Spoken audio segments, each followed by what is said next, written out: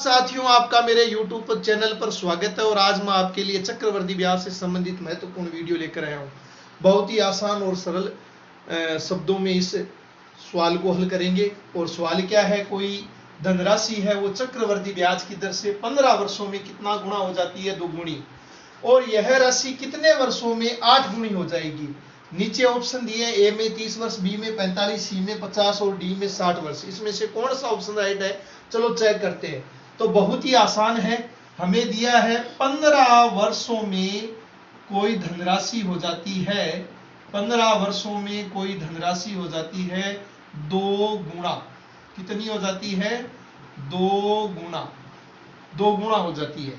और कितने वर्षों में वो 8 गुना हो जाएगी, तो हम यहां लिख लेते हैं 8, और 8 गुना हो जाएगी। तो यहां हमने क्या लिख लिया? 8। अब ये देखते हैं, यहाँ पे 2 है, यहाँ पे है 8। क्या हम 8 को 2 की पावर के रूप में लिख सकते हैं? तो हम सभी जानते हैं 2 का क्यूब होता है, यानी 2 की पावर 3 होती है, उसका मान कितना होता है? 8। तो यहाँ पे 2 की पावर 1 है, यहाँ पे 2 की पावर कितनी है? 3। यानी जो समय है वो कितना गुना बढ़ जाएगा? 3 गुना। 15 था और पावर कितनी है? 3, तो 3 से गुना कर देंगे तो कितना आ गया? 45 वर्ष। 45 वर्ष। तो ऑप्शन हमारा जो बी है वो राइट हो जाएगा। इसी सवाल को सोल्व करने का एक अलग तरीका और है, बहुत ही आसान शब्दों में हम उसको सीख सकते हैं। मान लेते हैं शुरुआत में उस व्यक्ति के पास 1 रुपया था, फिर क्या कह रहा है? 15 वर्षों में दुगुना। तो 15 वर्ष, जैसे ही 15 वर्ष का समय बीतता है वो धन दुगुना हो जाता है, यानी 1 रुपए का दुगुना कितना हो गया? 2 रुपया। फिर वापस 15 साल बाद में वो धन वापस दुगुना हो जाता है, 2 का दुगुना कितना हो गया? 4 रुपए। फिर 15 वर्ष बाद वापस वो 2 गुना हो जाता है, 4 का 2 गुना कितना होता है? 8 रुपए, यानी 8 गुना। तो शुरुआत में 1 रुपया था और अब कितना हो गया? 8 रुपए। 8 है वो 1 का 8 गुना है। अब कितना समय लगा?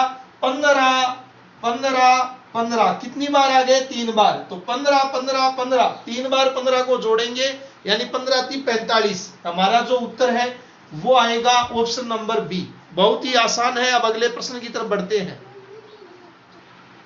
अब अगला प्रश्न है, एक धनराशि चक्रवर्ती ब्याज पर 3 वर्षों में 3 गुनी हो जाती है, तो वह जो राशि है मूल राशि की 9 गुनी कितने वर्षों में हो जाएगी? ऑप्शन दिए, इनमें से कौन सा ऑप्शन राइट है, चलो चेक करते हैं। हमें क्या दिया है? कोई धनराशि 3 वर्षों में, कोई धनराशि 3 वर्षों में कितना गुनी हो जाती है? 3 गुनी।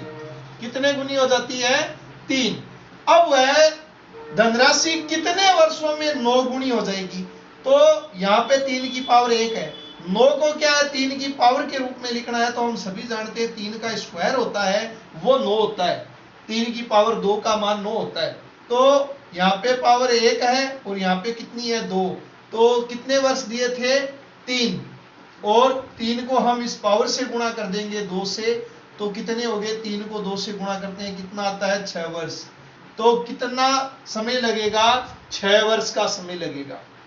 और इसका एक जो दूसरा तरीका है वो भी मैं बताता हूं। हमें क्या दिया है? हमें दिया 3 वर्षों में कोई धनराशि 3 गुनी हो जाती है। तो मान लेते हैं शुरुआत में कितना रुपए, किसी के पास 1 रुपया था, फिर 3 वर्ष में कितना गुना हो गया? 3 गुना। तो 1 रुपए का 3 गुना कितना होता है? 3 रुपए।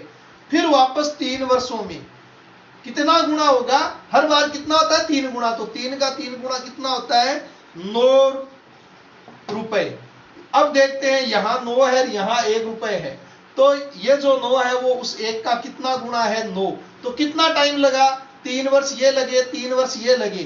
3 को 2 बार जोड़ेंगे, 3 + 3 बराबर कितना आ गया? 6 वर्ष। इस प्रकार से इस प्रश्न को सोल्व कर लेंगे। दोस्तों, आपको मेरा वीडियो पसंद आया है तो वीडियो को लाइक करें, ज़्यादा से ज़्यादा शेयर करें, और आप अगर मेरे चैनल पर पहली बार आए हो तो चैनल को सब्सक्राइब जरूर करें और बेल आइकन को जरूर दबाएं, ताकि मैथ के नए नए वीडियो के नोटिफिकेशन आपको मिलते रहें।